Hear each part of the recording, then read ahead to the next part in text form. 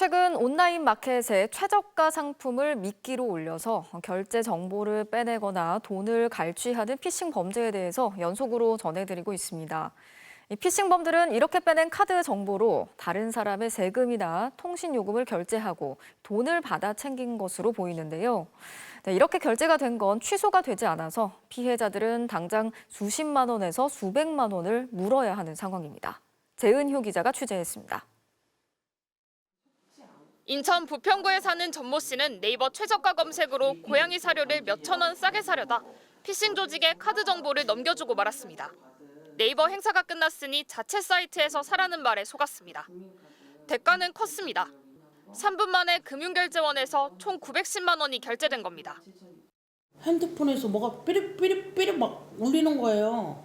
그래서 문자를 봤더니 300 얼마, 200 얼마, 200 얼마 오는 거예요. 그래서 금융결제원에 알아본 결과 광주시 북구청에서 타인명의 지방세가 납부된 걸로 나타났습니다. 곧바로 취소할 수 있을 거라 예상했지만 착각이었습니다. 금결원에서는 세금은 취소가 없다. 그러니까 세금은 취소라는 개념 자체가 없다라고 표현. 구청에도 연락해봤지만 마찬가지였습니다. 공적인 문서로 취소해줘야 된다라거나 그런 게 오면 당연히 응하겠지만 피해자라고 해서 취소할 수는 없다라고 하더라고요. 지방세법상 제3자의 납부 역시 납세자 본인의 납부로 보고 취소 요청도 할 수 없습니다. 법대로 처리할 수밖에 없는 구청은 구제 권한이 없다고 했습니다. 전 씨는 졸지에 27일까지 카드 대금 900여만 원을 내지 않으면 연체자가 될 처지에 놓였습니다. 피해자가 결제 취소를 못하는 건 세금 납부뿐이 아닙니다.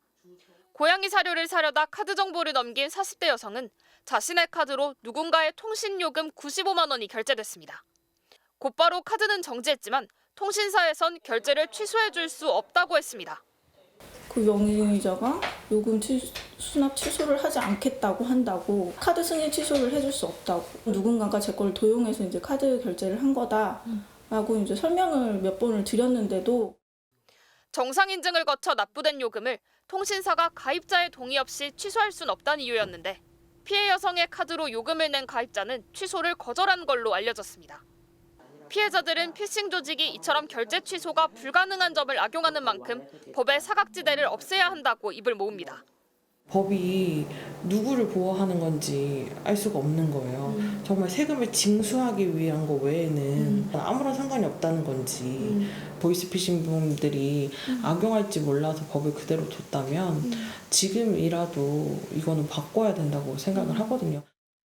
각 사건을 접수한 인천 부평경찰서와 세종 남부경찰서는 결제된 세금과 요금의 명의자를 확인하는 등 수사를 이어가고 있습니다.